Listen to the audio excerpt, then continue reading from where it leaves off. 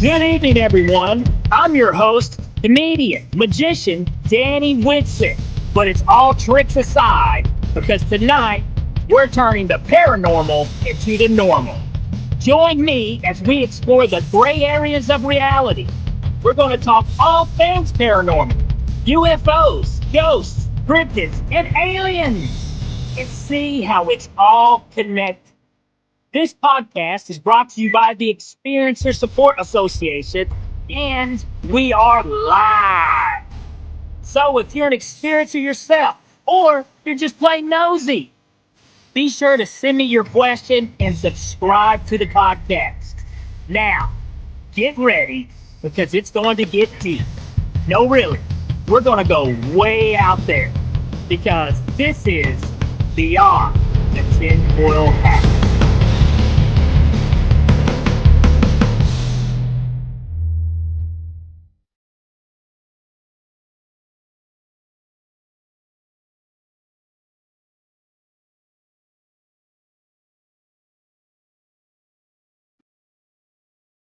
What's happening, my paranormal junkies?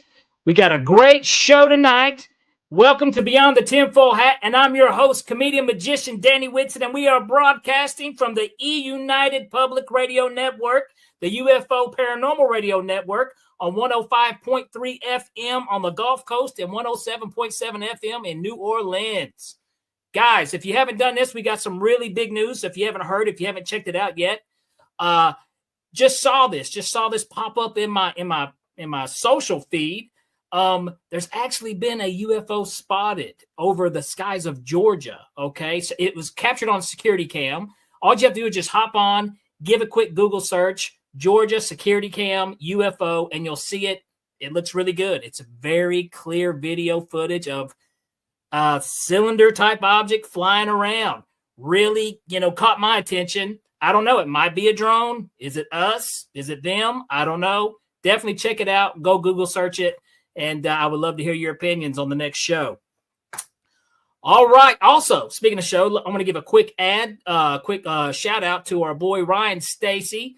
If you guys haven't done so yet, be sure to check out his show that airs on Mondays at 5 p.m. Eastern, The Skeptical Sleuth. Brian covers some really interesting stuff. He really breaks stuff down for you. If you're interested in doing an investigating yourself or how to investigate, be sure to check out Ryan's show, The Skeptical Sleuth. All right. Now, I'm excited about tonight's guest. Really, I am. This he's got some really interesting stories, some really interesting stuff. So I tell you what, let's sit back, relax, and get your questions ready for researcher and author of Ancient Mysteries, Robert Stanley. Hey, Danny. How you doing, Robert? I'm doing well, thanks. I can tell you're really excited. I'm always excited. That's good. But I tell you what, Robert, if you don't mind, like I said, I gave you somewhat of an intro here, but do you care to let the viewers maybe know a little more about yourself? Well, let's see. I had an intro here somewhere. Wasn't sure I was going to do this. Oh, yes. Hi, this is Robert Stanley. I'm the host of the Unicus Report. No, that's the wrong one. Anyway, I'm an author of 2 books that I didn't intend to write. I'm an editor of a magazine that used to be in print called Unicus Magazine, the magazine for Earthbound Extraterrestrials, which I know sounds weird. Which is now only available on the internet, unicusmagazine.com. Have a little problem with that. So that's why I have my Substack, which I wasn't even planning on doing. There's a lot of things in my life. I guess you call me the Forrest Gump of UFOs, man. I don't plan this stuff. It happens, but what am I going to do, right? Life is a box of chocolates. Or UFOs, I guess, in this case. So, I was publishing these 2 books, and that's how I ended up becoming a host of the Unicus Report. It was the first time I was on Coast to Coast AM with George Norrie. And Nice. After that show, I got contacted by a producer in Florida, which that's where I'm at now. This was years ago. It was back in 2006 six, 2000, late 2006, 2007. I forget now. It's all kind of blurry. I'm getting old, man. Anyway, he asked me if I wanted to host a show, and I said I don't know how to do that. And he goes, "Oh, I'll just walk you. You'll be fine. I'll walk you through it." So it was absolutely ridiculously amateur, but I got a few shows in there, and it kind of whet my appetite a little bit, and that's why I occasionally you'll see me hosting shows like this, and like I said, the first book started as an article. Okay, with pictures of UFOs or entities landing on one of them landed on the roof of the Capitol, and this is, but for people who don't know, okay, sorry if I repeat myself. Some people do know me, but when I say there's photographs, those are 35 millimeter photographs taken with professional Nikon equipment on film. The film was analyzed. The photographer was a professional photographer who had worked in DC specifically for ABC News for 14 years. And he was doing a freelance job that night at the Capitol. And that's how he caught these things, this event. I'm thinking of the time because I do remember hearing this story. Mm-hmm. Was this during the 60s, 50s? No. You're thinking of exactly 50 years earlier, July of 1952. I'm talking about July. Yes, I'm talking about July 16th of 2002. Okay, so wow. a lot of people said, "Oh, gee, they're 50 years later they came back."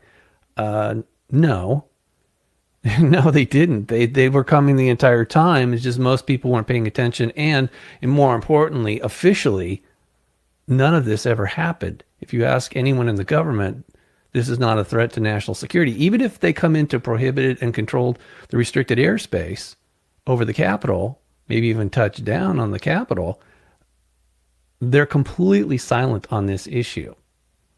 And I gave them a chance. Believe me, look, I gave the Capitol Police Public Relations Department a chance to make a comment, which they did. And then a week later, when I published the article, I got a visit from a black helicopter at my house in a civilian neighborhood. And it scared the crap out of me. And thank goodness my wife and son weren't home that afternoon, but I was. And they came in and they were circling over the house really low, shaking the entire house. Naturally, I went out to see what was going on. And at that point, they were literally hovering over my driveway. So low, I could have hit them with a rock. Not that I would, but I mean, and I was stunned. I was really, really shocked. I wasn't even sure black helicopters even existed until I actually came face to face with one. And naturally, they didn't say anything to me. I assumed they were taking my picture, but that's kind of stupid. I mean, I was already a public figure, not famous, but I mean, I wasn't hiding. I'd already been, working as an editor. I've been on television and in print, whatever. You were easy to find. I told them where I lived. Okay, look, it's not. How do you think they found me? When I spoke to the public relations officer up front and I said, "Look, I've got some questions about this event." He said, "What do you mean?" And I told him, I ran it by him, the scenario. I said, "Yeah, we got photographs of this happening. And what I don't understand is how come nobody's responding? Where are the Capitol Police?" That was just part of it. And he says, "Well, who are you? Where are you? What do you really want?" And I said, "I want to give you guys a chance to make a statement on the record, and well, where are you going to publish this?" And I told him, I said, my website and possibly in print, which happened. That did happen. Internationally, went into a Nexus magazine because Unicus was already off the newsstands at that point. 2000. I'm getting senile. 2005. Summer of 2005. Actually, July. Yeah, I published it. I published an article with the pictures and a little bit of a background of the photographer, whatever. Comes from a respectable military family there in DC. And he's, like I said, a professional using professional equipment. And we don't know what the hell happened, but something happened, for sure.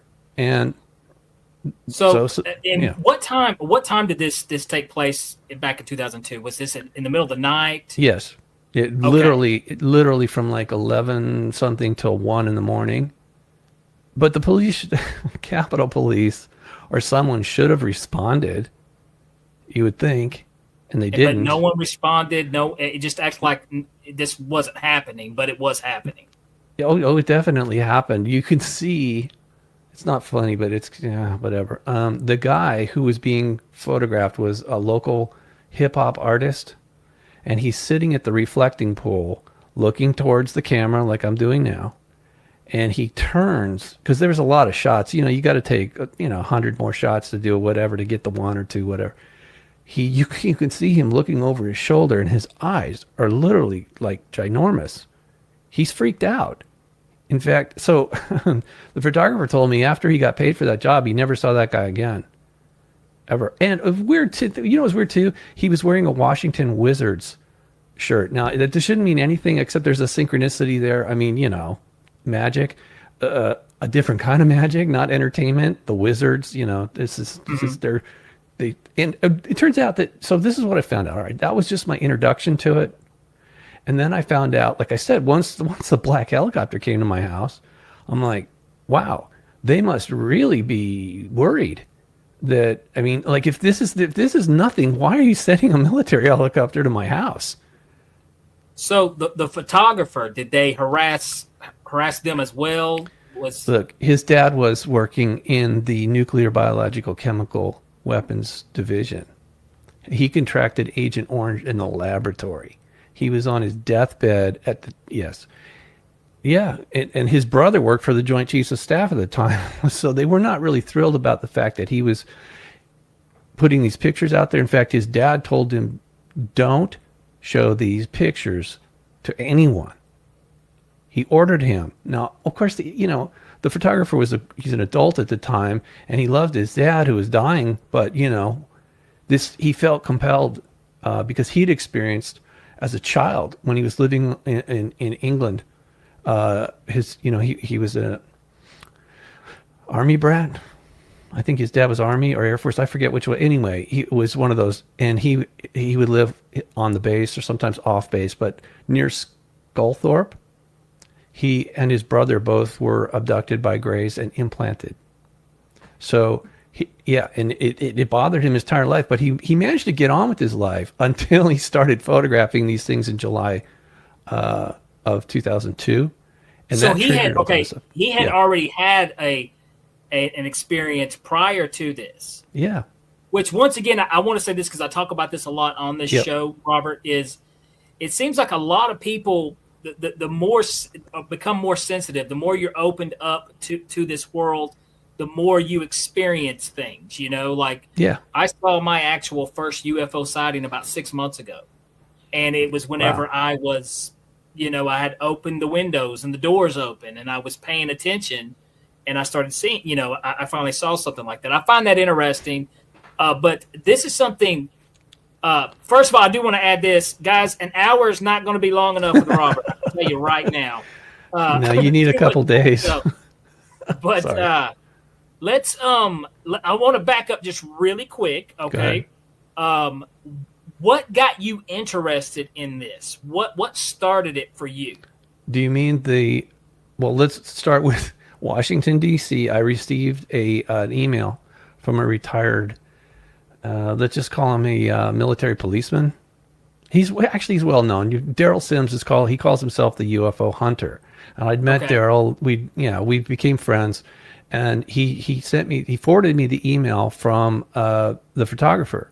And he asked me if I thought these were real photographs. And my first reaction was, I didn't even talk to Daryl. I just looked at it and I thought, okay, I'm looking at this in May of 2005, but the event happened in July of 2002. If that really happened, how come nobody's talking about it?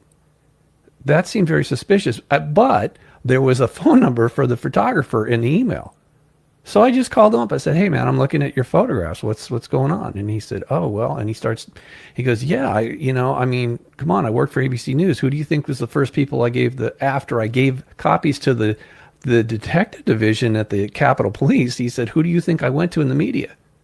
I started with ABC. I knew this. He says, I worked directly with the station chief there, at the White House and at the Capitol and on Marine One. And he said, he's like, and I gave him that, and it was crickets. All right. So, and then he went to NBC and CBS and National Geographic. And he says, when he got tired of knocking on the door of all the mainstream people he thought would respond to this, he started going to the UFO community and finding out, no, nobody wanted to touch. In fact, they were telling me that's not even a real. Those pictures aren't really. It's like, you. What are you talking about? I took those. I took those pictures. To back up to something that people may not think about either, when you think of how this is what blows my mind, is because 2002, we're talking 2002 here, guys. Yeah, I know. Do you know how fresh 9/11 was in 2002? Yes, we weren't just cool with anything flying around our skies. No. And so the police, I mean, the detective division, when and his name is Mr. Wilbur Allen, when he gave them a copy on a DVD disc, and they plugged it in, and they were looking at it, they're like, whoa, how could our cameras not see this activity, you know? So even though they'd upgraded after 9/11, without giving out details, they had to take it to another level, right? So, yeah, that's how I got started doing that investigation. And was that your first experience, though, in this world? No, okay. Absolutely not. No. Okay, so, geez. Most of my close encounters took place in my hometown of Malibu, where I grew up, back in the 80s and early 90s. And ultimately, that's in 1990 is when I met my wife. She was the publisher of Unicus magazine, which is spelled UNICUS magazine, and she had just come back from Peru, and she'd had a close encounters there with UFOs and human extraterrestrials there. Yeah, it is. Well, that's why they invited her. She was having like a lucid dream. And they said, you know, basically, if you come down to South America, we'll show you around where we live, which they did on the last night of the tour there at Lake Titicaca. They literally took her out of the hotel room and across the lake, and then under the ground into where they had their base. It's a city underground. Okay, it's not that big a deal to me now. I can talk about it. Whatever. She's in the corporate world. I've worked in the corporate world, but you know what? That stuff is silly to us. We do it to make a living and pay bills, but we know the bigger picture because we've experienced it. So anyway, I'd had many close encounters in Malibu near Point Mugu Naval Base. Now that place is famous because a lot of people think there's a UFO base under the water there.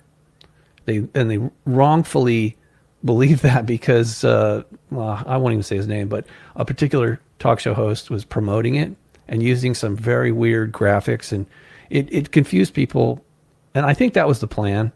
And that's one of the things about this community is that, you know, there's a lot of misinformation or disinformation or malformations or whatever the heck you want to call it today. But it basically lies, you know, that we're being. It seems like, fed. Do you think, and I noticed that too, and it seems like sometimes like something truthful will come out, and with real evidence of what's happening that's getting us closer to the truth. And then it seems like they throw out left field BS, yes, you know, always something that's totally not true. And I even told Ryan, the founder of TESSA, the Experience of Support, I said, you know, the best way to hide the truth is to roll it in a bunch of lies. Yeah, that's right. That's correct. And I kind of think that's, but let me ask you this real quick, Robert, just your opinion here. Do you think, though, that is part of their process of letting the public in very slowly? It's like you give us a little bit of rope and then you take a little back because, you know. Yes, it's called acclimating. It's also called social engineering. So what I was told by one of the retired military intelligence people that I spoke to, and it's in the book, my first book, Close Encounters on Capitol Hill, he told me that there's two factions that are in the group that's allegedly controlling this information from Washington, D.C. And he said that one group doesn't want anybody to know anything, and the other group is saying, no. So it's kind of like good cop, bad cop. And when, they keep feeding us little bits and pieces, supposedly to bring us up to the point where they can actually admit what's going on without causing breakdown of society, destabilizing us. Like, I love the fact that we have Congress right now, like Luna and Burchett, you know, my guy I'm in Knoxville, so my guy here in Knoxville, you know, He's which I really can't get a pushing. hold of him. I'd love to give him this information. Believe me, I try. I work very hard. In fact, that's why we're having this conversation, is because I'm out there promoting this, not because I want to sell books, is Yeah. because I think we, the public, have a right to know what the heck is going on in And our nation's capital covertly. it's insulting, when you think of, because I was thinking this, and it really kind of almost angers you. It's like, Tell if me you about it. people know for a fact that there is another interdimensional non-human intelligence that exists in this reality, and Yeah. you refuse to let us know, I mean, that is the Okay, you're right. But here's the other side of that coin. The extraterrestrials, extra dimensionals, whatever you want to call these beings, right? I fault them as well. They've been here for thousands of years. And why aren't they having a dialogue with us? They could end this charade anytime, I've and they're thought about not. that. I tell you what, we'll come right back to that Okay. topic. But we do have our first question Okay. of the evening. And first of all, we need to give her a huge introduction, because Live Light, she's here every show, and she Oh, comes with cool. the greatest questions. So love to see you, Liv. Let's see. We've got, hi, Robert. Do you think Malibu Canyon is a hot spot for extraterrestrial activity, or is it all the strangeness more likely all government related? Okay, so hi, Liv. I don't know if you read I just published an article about Malibu Canyon. Maybe that's what you're referring to. That was about murders that go on there and that are unsolved. Further up the coast, where I grew up and lived there near Zuma Beach, Point Doom is what most people think is the UFO base. It's actually a little further north. There is Point Magoo, and just inland from there is where I had all my encounters. Most of my encounters, very close encounters, mostly at night, took place in the mountains there. To make it even stranger, there are megalithic ruins up in those mountains. So, so, and this is going to sound completely weird. I don't know who made them, but they are predating the Native Americans, because I talked to some of the elders and they said, no, we didn't make that. The first people made those. So, and they were all wiped out in a flood. Right. So that thing that was on Google Earth that looked like, like an entryway there at Point Magoo, actually it's not. And I have an article about that on my Substack. But what I'm trying to say is there is something there. It looks like a mound. It's perfectly oval shaped, and there's actually some features there that weren't put onto or allowed to be seen on Google Earth. I went to a different government agency and actually dug that up. That article is called, I think it's called Deception and Digital Deception in the Pacific. I forget. I'm sorry. Yeah, it's been. Look, I have so Well, much it's there material. on your Substack. Yeah, The it's yeah. I think it's called Digital Deception in the Pacific. But yeah, Okay. Malibu is a hotspot. Yes, it is, and it has been for a long time. I mean, we could sit here and do the rest of the show. I'd tell you about the weirdness. It's usually not in the daytime, but it happens sometimes, and the military knows about it. And they'll scramble jets and trying to chase them out of there. And even Johnny Carson saw one when he told Whitley Strieber that he saw one pass over his house there at Point Doom. He sure did. He sure did. There's a lot of people, a lot of celebrities that Yes. have seen. Even right now, people What? Celebrities. A guy, Pat McAfee, a sports guy. Really? Probably one of the most busiest people in the world, and he flies a lot. He saw Okay. a UFO on his plane, on his jet. Well, so did Governor Ronald Reagan. That's an interesting story as far as It was daytime, and apparently he he saw knew. it. Yeah, well, he and the pilot were talking about it, but that's not as nearly as interesting as the fact that he allegedly, when he and Nancy drove from Santa Barbara down to Beverly Hills, Lucille Ball was having a party, and they were late, and they told people they were shook up apparently, so they saw a UFO land on the beach. I don't know exactly where, but supposedly Ronald pulled over and got out and went out there and talked to some people, and then they proceeded on to Beverly Hills that night. They were freaked out. Who wouldn't be? I always find that interesting, Robert. Like, why do you think, like I think some presidents in the past have been briefed on and Hmm. told the truth, and some have been lied to. Yeah, obviously. I think it's a little And of both. Yeah. and I think now, I mean, I could probably say, yeah, I'm not telling this guy anything, but it's interesting. Like you'll hear apparently, President Clinton tried and was told, no, we don't know anything. Hmm. Jimmy Carter on it, President Carter, on the other hand, I Yeah. feel the story about what he Yeah. was told, and Reagan apparently knew. Nixon, the story with Nixon Yes. and Down here in Florida, Homestead Air Force Base and Jackie Gleason and all that stuff. Yeah. Jackie Gleason, yeah, absolutely, the Yeah. Jackie Yeah. Gleason story with that. Yeah. So, and I mean, I wonder why some were kind of told and some weren't. Because they don't really run the show, okay? No, they They don't. they They get don't. paid to do public speaking, It's just they don't make the policy, honestly. They're meat That's puppets. They're just Yeah, when look, I know we're coming up on a break, so I don't want to like get into the middle of something really deep. There you go. Robert's a great guest, folks. He really is. Uh, Oh, thanks. You're too but kind. here it is, though. I mean, it is a. I think that I mean, because there's so much information every day, especially if you follow this stuff that Yep. pops up constantly. We've got new whistleblowers. I don't know if you saw the Carneal uh, uh, speech there at the SALT conference that they had. I believe yes, it's on the internet. I did see Yeah, that something yeah, about you can UAPs. definitely Yeah. check that out. There are just so many that are coming out, Yep. credible, Yep. highly educated, people in the military. They don't have an incentive for rich, fame and fortune and money, and these guys got a hell of a retirement package. They don't need this Yes, stuff. which they could lose very easily if they talk too Absolutely, much. absolutely. So it's just, I think that we are on the verge, though, of the side that wants to give the truth. Yeah. It's going to happen. It's just Well, okay, speaking of that, so if people go to my Substack, the at the very top of the page is an article called "You Can Handle the Truth." All right, it's a so I don't know if that's true though.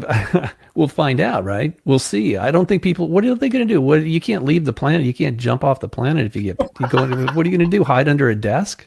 trust me, I wish you could jump off the planet Yeah, and leave the yeah. planet a lot of times. Really, I wish we could, but yeah, you're right, we can't. The Now this is the thing that I've wondered, because I've kind of wondered what has made the United States kind of light the fire under this issue to start talking about, just getting the truth out there to the public. Is it because other countries are like, hey, we're ready to do this. If you guys want to be first, like you like to be first in everything, Yeah. you may want to get started on this because we're about to let the cat out of the bag.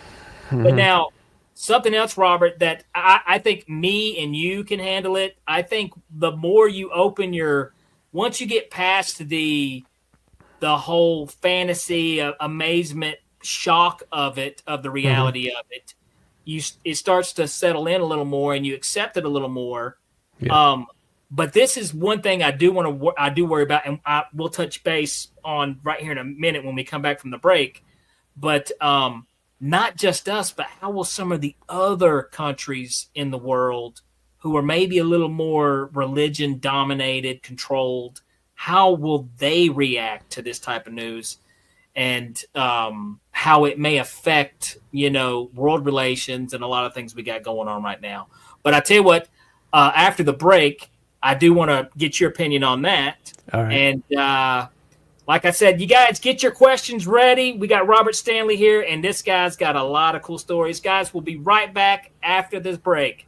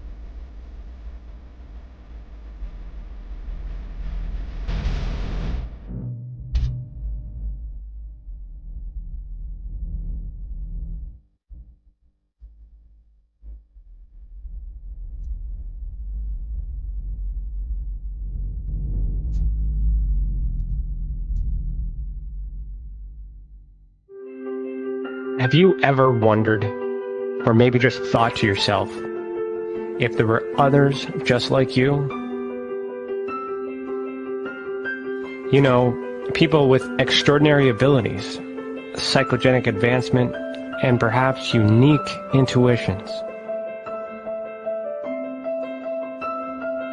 Maybe you just wondered if there were other people who experienced unimaginable, unexplained, or even unusual and paranormal events.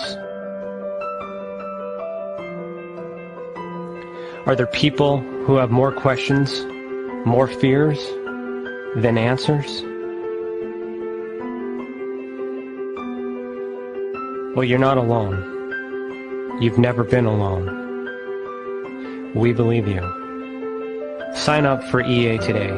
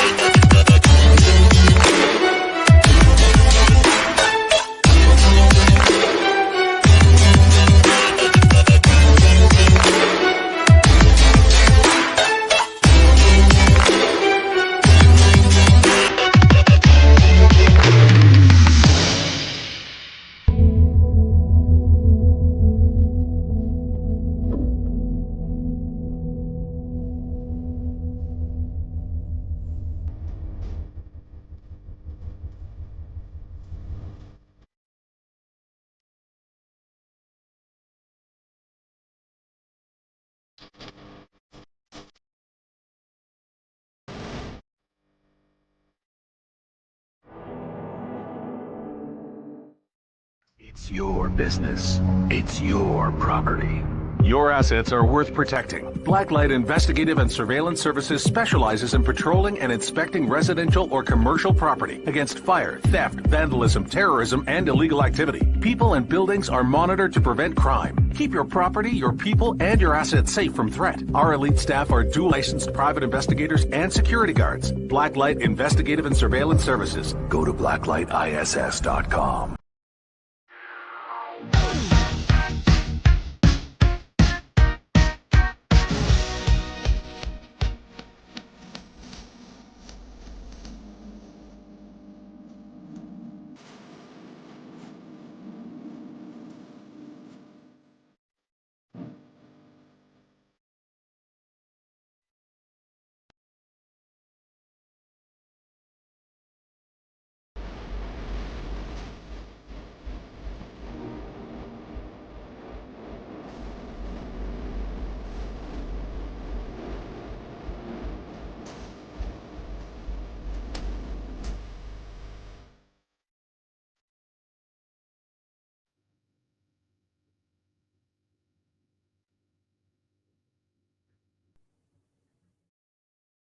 All right, welcome back to Beyond the TinFoil Hat. And if you guys are just now tuning in, we have been talking with researcher and author Robert Stanley. All right, Robert. Now to pick up where we left off, you know, I always kind of wondered that. Like a lot of times, you know, in the United States, we think, well, we can handle it. You know, this would be no issue. But we do know there's a lot of other places in this world that we're not sure. You know, they still throw people off of cliffs over religious beliefs. So I wonder how they would handle, you know, something, you know, extraordinary as proof as that. What's your opinion about that? Yeah, I mean, the Brookings Institute, this is a think tank in Washington, D.C., basically came to that conclusion back in the 50s when NASA was getting its charter. They told them, hey, your manned and unmanned missions, you're going to find extraterrestrials and or their artifacts. And we suggest strongly that you do not reveal this to the public because it has the potential to destabilize society around the world. Yes, they mentioned religious people, but they also said scientists would probably lose it. Why? And you know, here's the thing. I've always been, and that is such a great point, too. That is such a great point because I've always been a big fan of science, and I still am. I still believe in the scientific method to test things 100%. I think people get lost though with what science is. Science isn't a belief mechanism. Science is a method. You know, it is what it is. And but it starts off with usually with a theory that you then prove or disprove, right? That's the absolutely. method. And here's the thing that I tell people all the time. I said, everything we know, every theory, every physicist out there, astrophysicist, it's the best guess they have. Yes. Right. Until they find a better guess. Usually. Not always, because there's a lot of politics involved in it too, and ego and money. There is. Like there's a guy who I used to worship, Neil deGrasse Tyson, and now it annoys me every time he speaks because he's so arrogant. Here's the thing. My background, okay, I've studied how to deceive people for 30 years, you know. Okay. So I don't walk into something just believe, that's the truth. That's it. You know, no. I mean, I really look at it, and in a lot of cases, whenever it comes to UFO, paranormal, sometimes the best thing I can say is, well, that's interesting. Right. And to me, that's as good as I can get it. That's because I wasn't there. I did not have the actual experience myself. Right. But I am open and aware of there's more out there, you know. Obviously. So exactly, and it's getting undeniable. You can't argue with it. It's just okay. But the implications, Danny. Look, we're running out of time. I'd love to listen to you, but I got to jump in here. Go ahead, man. No, because you asked a question about why are so-called disclosure? Why are they accelerating that process right now? And the answer, in my opinion, of many decades of research and experiences, is that we're in World War III. World War III is a continuation of World War II and World War I. And actually all of this planet has been engulfed in a cosmic war for thousands of years. The Christians call it the war in heaven, which is a misleading term because it's not in heaven. It's in the heavens. And obviously that would include us. Okay. So this is why so many of these so-called spacecraft or UFOs or UAPs or whatever you want to call them today, they crash. It's not because they're stupid and don't know how to navigate through our skies. It's because they're shooting at each other. And it's really well documented if you look for it. Specifically, I would ask people to go, if you've never heard of this, the Nuremberg UFO battle of 1561. There's a very interesting woodcut of this. You can see, anybody can dial it up on the internet, and you could see that there was a lot of different colors and shapes of UFOs, and they were fighting. It was an aerial battle. Now, clearly, we didn't have that technology, obviously, and yet somebody did, and they were at each other's throats. So and then if you look back in the Sumerian, Akkadian, Mesopotamian stuff, you can see that there was these blood feuds going on between these different family members. Okay. Since you brought up science, I should point out too that this is something that confuses a lot of people. The Anunnaki language is very interesting, but we don't speak it. They gave us a slightly different version of what they speak. They don't speak their language to us, but in their language, serpent means scientist. And there's different. So this is why Jesus said, be wise as a serpent and gentle as a dove. That's what he was talking about. He knew. He clearly knew who they were or are. All right. Most people in the Middle East, it wasn't a secret to them. They knew about these angels or gods or whatever you want to call them. But scientists among the Anunnaki are one-eyed serpent is somebody who's only sort of like Neil deGrasse Tyson, whatever his name is. He's very focused on only the physical.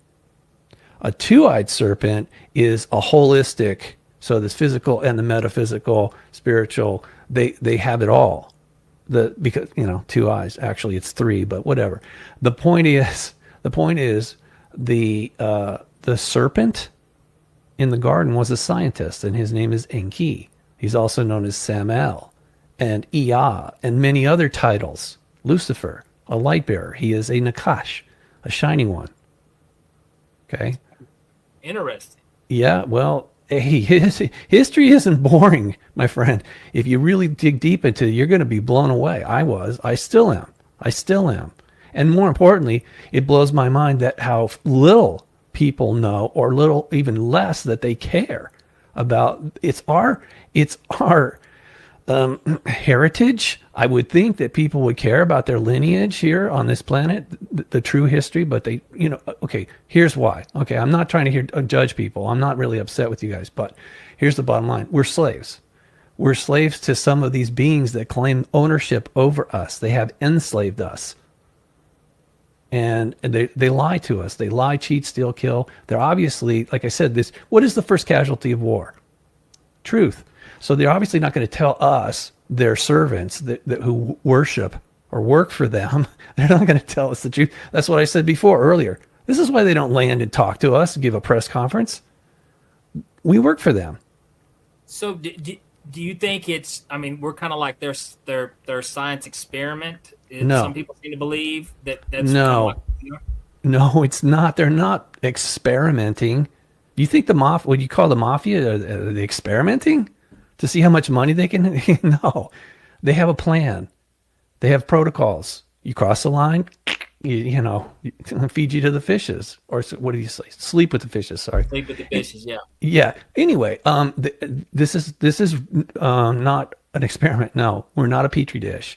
And this thing that Sitchin, what his translation about us being, apes and all this stuff no, there's no proof of that. I'll tell you what there is proof of. Sitchin was given a scholarship to the London School of Economics, which is owned by the Rothschild family. You know who else graduated from there? George Soros. Oh, yeah. Okay, so George Soros is over there doing social engineering and manipulating currencies and all this stuff.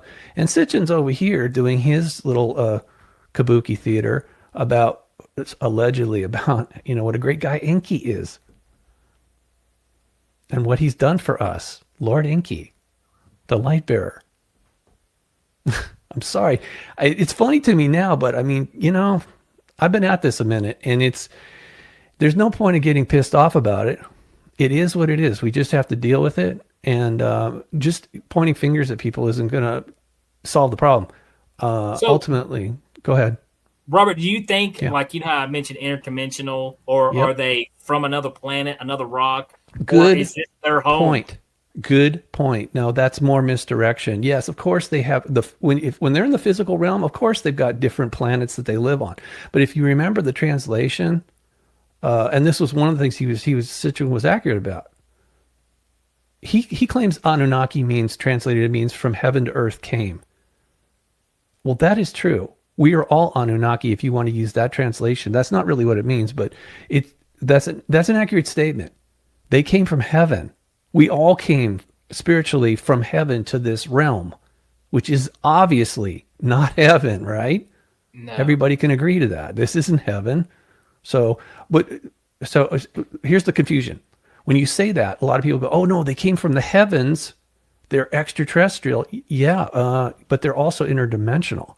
They literally, we all migrated from heaven to this realm that is controlled by, in my opinion, it was created and controlled by fallen angels. Okay. Why? We've got a quick question popped in here from Live Life. Here, we'll get this. Is there a hope for our socially engineered society? Can we evolve beyond our 3D selves? That's a nice question. Yes, obviously we can. People that have near-death or out-of-body experiences know for a fact that this is not the only reality. And okay, so some people feel like they're imprisoned here. That's an imposition they have placed upon us because they want us to remain enslaved, ignorant, compliant slaves. But that's not what we are. On a soul or spiritual level, we could leave and never come back. But that takes effort, all right? And I'm not talking about rocket ships. I'm talking about spiritual work internally, not only to increase one's resonance, but to, more importantly, in order to reunite or remember with the galactic and or the cosmic family. You're not going to like this, all right? Because it sounds too simple. And I didn't make this up. I'm just reporting what I've learned. We must forgive ourselves and others for everything that we've ever done in this lifetime and every other one that we're here in this, whatever, universe, matrix thing that they put together to play God. They did it to play God. They left heaven to create their own domain. They wanted to be God or gods, and they are, but they are doing a very poor job of it, in my opinion. I'm trying to be very correct with my language here. So it sounds like you're kind of pointing more at the direction, like, almost like a fallen angel type Not being. almost. There's a bunch of them, and they work together. Like I said, it's organized crime. They're cosmic criminals. And here's the other part that you're not going to like. Cosmic criminals. Yes, they are. They have technology. When I said Enki's a scientist, what do you think that means? They've got technology, and they gave it to us so that we could be more useful to serving their agenda. And one of the things that they have is what, we're now all like talking about artificial intelligence. That's not correct. It's an artificial or synthetic life form. It mimics biological life forms, but it's synthetic. And it's completely subservient. It's totally, once you create something like that, it doesn't have the emotional issues that we do, right? Because it doesn't have a soul, but it's still intelligent enough. It can do all kinds of computations and other things that you want it to do without question. So some of the angelic beings that we see in the past are, in fact, artificial intelligence or synthetic life forms. And they were created, most of them were created by the fallen angels to serve the agenda. But that's not, like I said, this is a war that's going on here between good and evil here. And it's causing all kinds of strange battles to be fought that we don't understand. Like Arthur C. Clarke said, advanced technology to primitive is going to seem like magic or something. Absolutely. Yeah. Which, that's when, when you think about, especially how a lot of us, if we were raised in type of religion, it's almost like a magical feel of the miracles and whatnot. But if you look at it, and the technology, if we would have saw this technology 100 years ago, it would look exactly like magic to us, the everyday technology we use now. Yeah. Yeah. Can you imagine going to your ancestors and showing them a cell phone?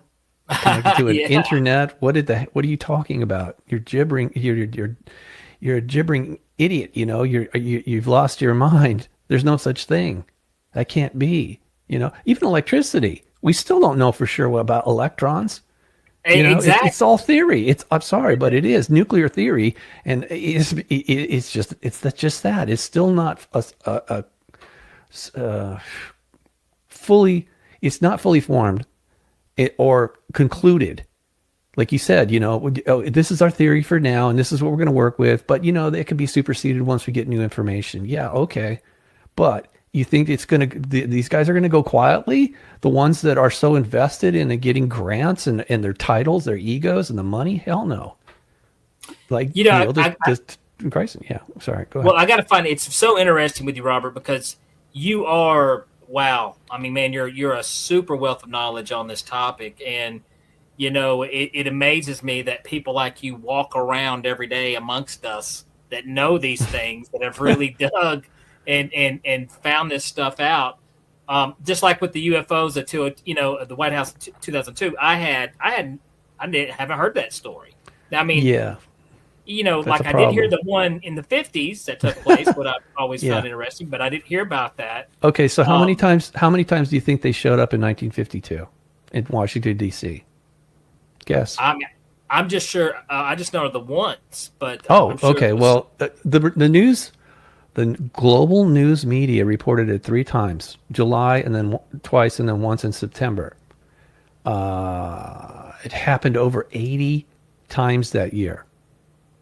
And people, yes, and that's why when it happened in summer, in summertime, people are out and they've got cameras because a lot of them are tourists in Washington, D.C., and they were taking pictures and movies and all of that, according to, he's deceased now, Colonel Wendell Stevens.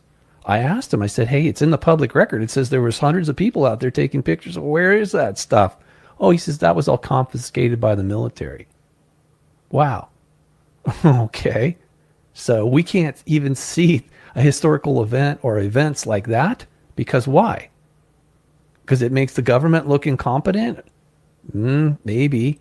I mean, like I said, what do you think? People, it's like day of the earth, so people are going to run around the streets screaming? No, actually, the accounts that I found, people were not doing that. They were stunned, they were curious, but they weren't acting crazy. And I think the stun wears off after a little bit, and then you start to accept that, wow, this is a reality that, it's kind of like you knew existed, but now you really know exists. You know what the big question mark though for me and others is just like when you see it, it's one thing, but then you realize, oh crap, there's somebody in there. Who are they? Why are they here? Why don't they talk to us? You know what I mean? There's a lot of questions that go rattling around once you see something like that up close, undeniably. And it does make you wonder, but what you're saying also makes a lot of sense too. It's like they don't care to the point to where they want to come talk to us like that. You said like they're fighting their own wars above us, and we're kind of their puppets, their slaves. Well, only because they are criminals. They are violating our free will by doing that. And like I said, this is okay. So if from a religious perspective, they say Archangel Michael is battling with Lucifer, the serpent. And there's some truth to that, but I'm not sure so much that it's to liberate us as it is to settle a score between them. It's ultimately though, what happened is that you could say that this universe was an experiment to see what it's like to live outside of heaven, away from God, our Father. And that I agree with. And what started off as being rather simple became more and more complex and more levels of separation or degrees of separation to the point where not only are we separated from God, we're separated from each other for whatever reason, put labels. And then ultimately, even in ourselves, we became segmented, left brain, right brain, conscious, superconscious, subconscious, whatever, you know what I mean? It's all about breaking it down into this mechanistic, reductionist kind of thinking and living, which is not only unsustainable, it's unnatural. That's not part of God's plan. That's something that, it took me a long time to come to that, where I could put my ego aside and actually ask this question is, how could a perfect, loving God create an imperfect universe filled with imperfect beings that he then punishes for being imperfect? I mean, none of that makes sense. Sorry. Oh, totally agree. I mean, I find that the connection there very interesting myself. I don't consider myself a religious person, but I do consider myself a spiritual person. Me too. Yeah, exactly. So, and I do believe in a higher power, just like that. Right. Let's get this right in here. Go ahead. Liv Light's going to squeeze one more question before we get out of here. Speaking on energy, one article mentioned the body as a toroidal energy vortex. Yeah. Do you think scalar wave healing centuries will improve us? Please explore more healing centers, modalities, info in future work. Wow, she loves it. Yeah. Well, okay. Yes, there's a lot of technologies. I know people call med beds or whatever, but that's kind of silly. Royal Rife already did this. And with the frequencies of resonance that allow the body to, on a cellular level, to actually resonate in a way that was harmonious as opposed to dissonant. Dissonance is just like two waves that are basically destroying each other. They cancel each other out. And that's what the dark side is. It's power, but it's destructive power. And that's ultimately what is consuming this universe. The scientists call it entropy. It's just it's blindness. It's a stupidity, actually. The Gnostics call it the demiurge. I think a lot of it has to do with they became overly reliant on artificial intelligence. Well, I tell you what, clearly on your Substack, you've got some amazing, super interesting articles to check out. Thank you. I tell you, is there any other, like you got 2 books out as well. correct? Yeah, but you can, okay, look, for this audience, I mean, or anybody, if you go to robertstanley.substack.com and go to the top at the You Can Handle the Truth, and there's a picture of the Capitol building, just click on that. In the article, I've got links to, you can download my books for free as PDFs. I don't care. At this point, yeah, go for it. And also, there's a book there called The Shining Ones. When you scroll down, you'll see the cover of the book. Click on that. You need to read that. It's quantum leap ahead of Sitchin's translations or interpretations. You said really The Shining. helpful. It's called The Shining Ones, yes. Okay. And now, if somebody did, though, if they did want to purchase the book, throw some love. Yeah, there's links there. Yeah. If you want a print copy, fine, or Kindle, it's all Amazon owns my stuff. I didn't. I should have read that contract a little bit better. But anyway, yes, you can you can get that if you want. If you don't mind reading a PDF, that's great. You can have it. It's like my pleasure, even though it was actually a really serious pain in my rear end doing that, because the frustration of saying, hey, we've got these pictures, I've got this historical timeline, this database. Don't you think it's kind of important? And people are like, yeah, not really. No, it's okay. We don't want to deal with it. Washington, D.C. sucks. So no, don't bother us with that. It's just been a brick wall for me. I'm slamming my head against a brick wall most of the time, not always. Well, I'll tell you what, Robert, this has been a fantastic episode. Not near enough time. I will shut up next time so much more and let you talk. No, that's okay.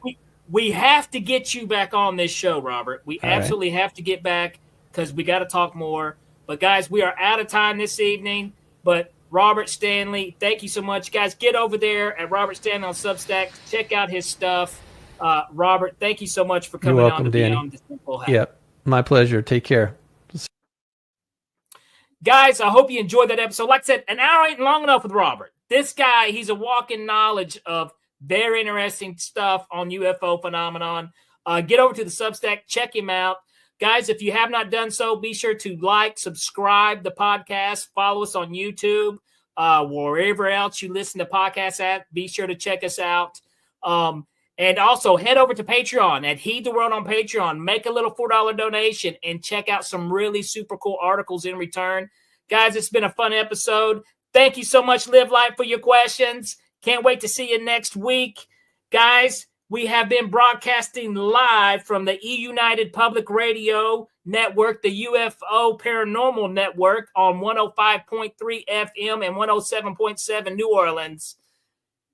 Keep the paranormal normal, my paranormal junkies, and I will see you next week. All right, that does it for this episode of Beyond the TinFoil Hat. A big shout out for tonight's awesome guest, and a bigger shout out for everyone who tuned in. And if you haven't done so yet, be sure to subscribe to us on YouTube or wherever it is you listen to your podcasts. And like always, be sure to stay curious, heed the world, and keep the paranormal normal. I'm your host, Danny Whitson, and this has been Beyond the TinFoil Hat.